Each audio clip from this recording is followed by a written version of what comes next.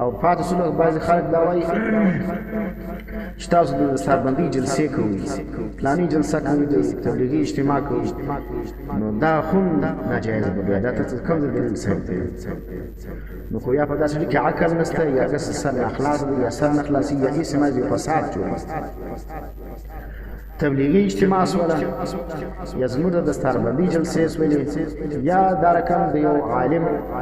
د وفات په ورځ باندې خلک یو کنونشن قایموي او مجلس قایموي د هغه تذکره کوي نو د دې او د میلاد فرق څه دی فرق یې دا دی دا ډېر د ځمکې او د اسمان فرق دی دا کنونشن چې قایمیږي دا جلسه چې قایمیږي وینې او دا د تبلیغي اجتماع چې قایمیږي دا ته خلک دین نه وایي دا که چا نه وکړل څوک هغه ته وهابي نه وایي دا که چا نه وکړل هغه ته خلک منکر د دین نه ورته وایي فتواوې نه ورباندې لګي که چا مفتي محمود کنونشن کې شرکت نه وکړي دا وهابي نه دی وینې چا مفتي محمود کنونشن کې شرکت نه وکړي دا بېدینه نه دی دا او نه په دغه خاص ورځ باندې دا کنونشن یا د جلسات قایمول دا هغه لازم نه بولي وینې دا رقم تبلیغي اجتماع چې په کوم ورځ باندې کوي دا که دین نه وایي او دا رقم چې څوک په کې شرکت نه کوي هغه ته منکر نه وایي دین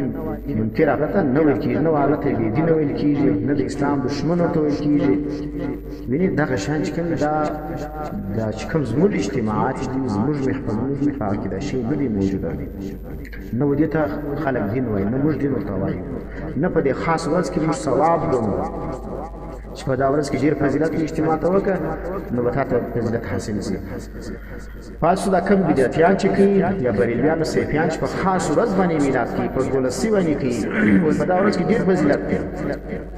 دا ډېر فضیلت ته د کومه ځای وایي دا خو به نبي ویلي یا به صحابه ویلي که ته فضیلت چې پکښې دي نو نبي اسلام په قول کې دا تذکره کړې په حدیث کې تذکره کړې ده په خپل عمل باندې دا کړې ده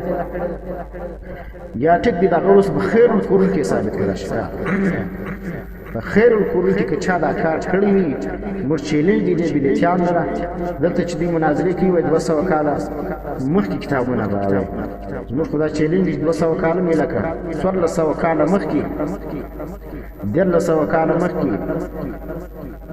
1200 کاله مخکې په خیر القرون کې چې د صحابه دورو د تابعینو دورو د تابعینو دورو په دې کې دې ثابت دي چې په خاص په 12 باندې صحابه کرامو تابعینو تابعینو دا رقم مجلسونه هر کال کړي دي او بیا په هغه کې جلسې سوي دي او بیا صحابه کرامو تقریرونه کړي دي او بیا چې کوم هغه خیراتونه سوي دي او خلک پکې جمع سوي دي او هغه ته دین ویل دي که چا شرکت نه یې فکر کړی هغه یې دښمن ګڼلی دي دا زموږ چیلنج دی د دې ژوندي څخه ونیسي دا تر مړو پورې چې دا کم فسادونه دي جوړوي د هغه ژوندي سره د مړو سره ونیسي بیا ته د ژوندي پورې دا ټول ته زموږ چیلنج دی چې په خیر القرون کې دا رقم یو جلسه تاسو ثابته کړئ تاسو هر کال کوئ تاسو مستقیم په خیر القرون کې صحابه بزرګ کې جلسه ثابته کړه په تابعینو په دور کې تابع په دورو کې یو جلسه ثابته کړي چې هغه کې تابعین تقریر کړي یا تابعین کړي یا یې صحابه کړي نو ولې فساد جوړ تاسو د امت اتفاق ولې خرابوي ما ورته چې موږ د میلاد منکرین نه یو مجلس د میلاد وسی هر وخت وسی د یو خاص زمانه سره مو متعلق کوه او بیا دا شورج په هغه ورځ باندې نبی اسلام پیدایش سوی نه چې بارا ربیع الاول دی په بارا ربیع الاول باندې نبی اسلام وفات سوی دی د نبی اسلام پیدایش چې علماء تحقیق کړي دا نو ربیع الاول دی په هغه ورځ باندې تاسو نه کوئ او چې په کومه ورځ باندې نبی اسلام وفات سوی دی هغه باندې تاسو خوشاله کوئ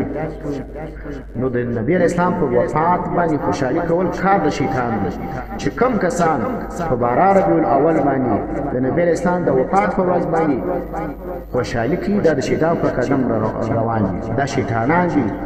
دا چې کوم د دین دشمنان دا کسان دي ته د نبی اسلام پر ولادت خوشاله تاریخ وګوره چې هغه نو ربیع الاول دی